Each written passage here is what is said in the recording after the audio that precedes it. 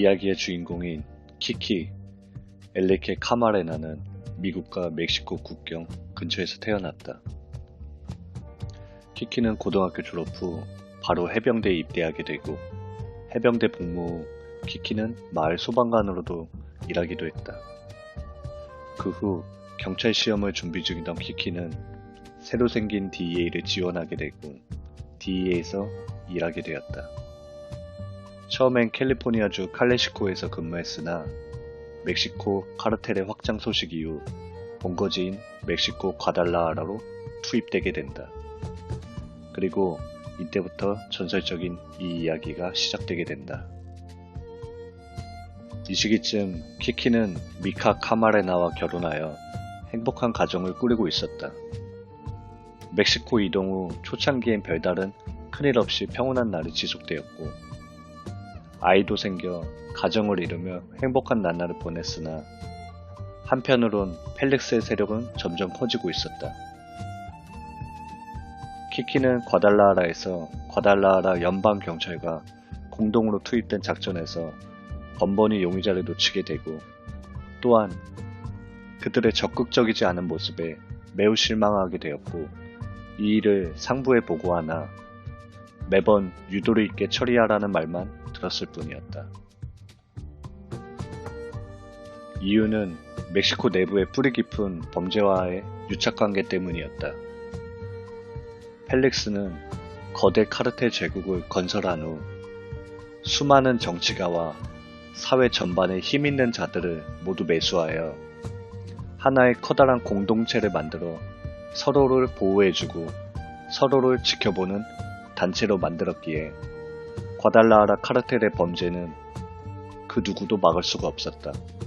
오히려 점점 더 커지고 더 대범해지고 있었다. 가장 말단인 지역 경찰부터 경찰서장과 지방검사, 판사, 그리고 최상단인 주의원까지 완벽하게 포섭하였고 심지어 멕시코 군대까지 그들의 영향을 받고 있었다. 말 그대로 멕시코 전체가 마약 카르텔 하나에 휘둘리고 있었던 것이다. 이렇기에 과달라하라 카르텔이라면 그 누구도 어떻게 할 수가 없었다. 이런 상황에서 미국의 DEA는 범죄 현장에 급파되더라도 미리 언지를 받아 사라져버린 현장에서 매번 허탕을 치기 일쑤였고 DEA가 할 수 있는 거라곤 그런 그들의 모습을 알고도 모른 척 어차피 잡지도 못하기에 그냥 적당히 견제하는 척만 하는 것이었다. 이런 상황이 키키에겐 매우 적응하기 힘든 모습이었고 주변에서는 그런 키키의 모습을 도리어 이해를 못하고 있었다.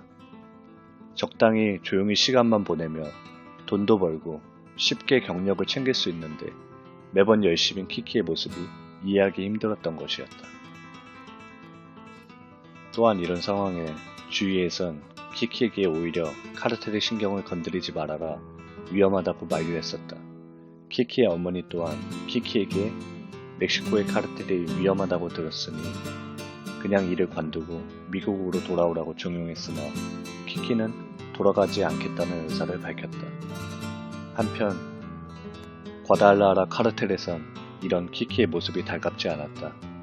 새로운 미국인 마약 수사 요원이 이전 요원들과는 다르게 여기저기 들쑤시고 다니는 게 눈에 가시거리였지만 그래봤자 키키가 실질적으로 할 수 있는 거라곤 없기에 예의주시만 할 뿐이었다. 그렇게 세월이 흘러 키키는 여러 정보들을 수집하였고 그 동안에 수집한 정보를 바탕으로 수년간 공들여 믿을 수 있는 사람으로만 구축된 멤버들과 함께 카르텔 본거지를 공격하는 기습작전을 펼치기로 한다. 그동안 어딘지 몰랐던 사막 한가운데의 금강인 마리화나 농장을 공격하는 것이었다. 그러나 이 공격이 어떤 걸 의미하는지 키키는 몰랐었다. 그리고 마침내 키키의 정보력이 멕시코 카르텔을 앞지르는 일이 발생하였고 이 기습작전은 성공적으로 마무리된다. 이 기습작전을 통해 과달라하라 카르텔의 마리화나 생산은 한순간에 무너졌다. 해당 농장은 1,000 헥타르 이상의 크기였고 추정 손실 비용만 80억 달러가 넘는 액수였다. 미국의 한 마약 수사 요원으로 인해 멕시코를 벗어나 남미 최대 마약 카르텔 중 하나였던 펠렉스의 카르텔이 무기력하게 무너진 순간이었다. 이 기습 작전은 멕시코 내 언론은 물론 미국까지 연일 화제였다. 이 작전의 핵심 정보를 전달한 키키의 이름이 미국과 멕시코를 뒤흔든 것이었다. 그리고 이 일로 인하여 본고지가 무기력하게 무너진 펠릭스는 자존심에 크게 상처를 받게 되고 또한 완전히 장악하고 있다고 생각한 멕시코의 카르텔 시스템이 어긋나고 있으며 동요되고 있다고 생각을 했다.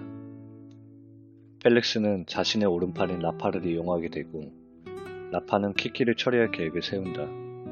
그리고 평소와 다름없이 평온한 오후를 보내던 키키를 납치해 펠릭스의 앞에 키키를 데려온다. 펠릭스는 키키가 어느 정도까지 알고 있는지 궁금했다. 자신의 사업 계획 모두를 알고 협력 관계인 정재계 인사들까지 알고 있는 것인가를 말이다. 키키는 그렇게 펠릭스의 일당들에게 납치되어 고문을 받았고 그렇게 그의 생명의 초는 점점 희미해져 갔다. 한편 키키가 연락이 되지 않자 그의 아내는 처음엔 대수롭지 않게 생각을 했다. 해병대 출신에 경찰까지 했고 지금은 마약 수사국 요원인데 대낮이기도 있고 단순하게 생각했었다. 그리고 다음날까지도 연락이 없자 실종 사실을 알렸고 DEA 전 요원이 동원되어 수색에 나섰다. 그러나 멕시코 경찰 측의 말도 안 되는 요구로 인해 실종 수색은 더디져만 갔고 수색의 난항이 이어져만 갔다. 애초부터 멕시코 측은 제대로 수색할 마음이 없었다. 미국 측과 협의하에 수사 총괄자를 임명했으나 이 역시 카르텔 소속이었다. 결국엔 미국 측의 강력한 항의로 수사 총괄자가 바뀌는 사태가 일어났고 그렇게 1분 1초 아쉬운 시간이 점점 흘러만 갔다. 그리고 얼마 뒤 미국은 특수요원 25명이 최신 장비와 함께 급파되었다. 그렇게 전자감시 장비까지 동원하여 수색한 결과 끝에 키키를 납치한 라파를 체포할 수 있었고 또한 키키까지 찾는 쾌거를 이루어낸다. 한 농장에 키키가 있다는 소식을 듣고 찾아가게 되었다. 그러나 키키는 죽음으로 발견되었다. 정강이와 갈비뼈 등은 이미 부러진 상태였고 턱뼈와 눈뼈 등은 갈라졌으며 두개골엔 드릴로 뚫은 듯한 구멍이 여러 개가 있었다. 또한 고문 도중 실신할 때마다 깨우는데 사용했는지 각성제 성분이 다량 검출되었다. 키키의 신분증이 아니었다면 알아볼 수 없을 정도로 참혹하게 고문을 하고 죽인 것이었다.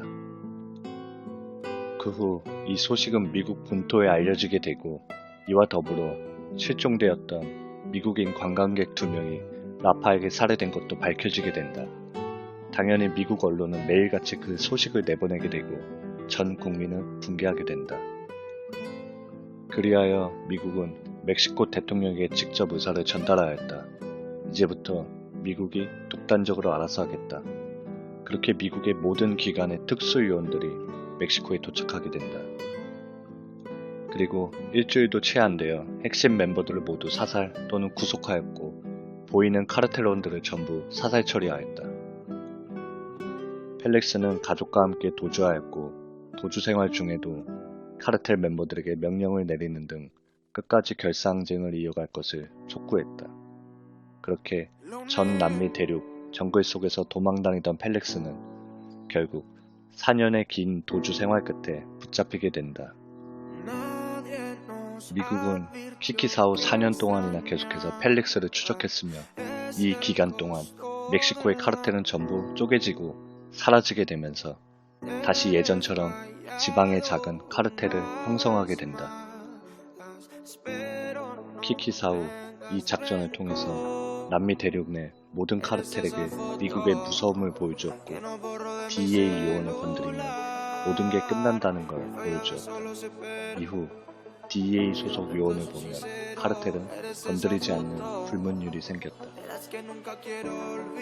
그리고 미국은 나라 밖 범죄 수사를 위해서라면 그 나라의 동의 없이 수사를 진행할 수 있는 법안을 통과시키는 한편 DEA를 더 큰 단체로 만들기 위해 어마어마한 인력과 돈을 투자하게 된다. 초기 설립 당시 집행 예산이 8억이었으나 현재는 2조 4천억에 이르며 특수전 요원만 5천명이 넘는 거대 집행기관으로 성장했다. 키키의 숭고한 희생으로 인하여 현재의 DEA가 만들어지고 사람들에게 인식이 된 것이다. 키키는 우리에게 예수 그리스도 같았다. 죽어서 우리 모두를 구했다. Siento que no hay nadie que me quiera, tu manera se sentía bien. Girl,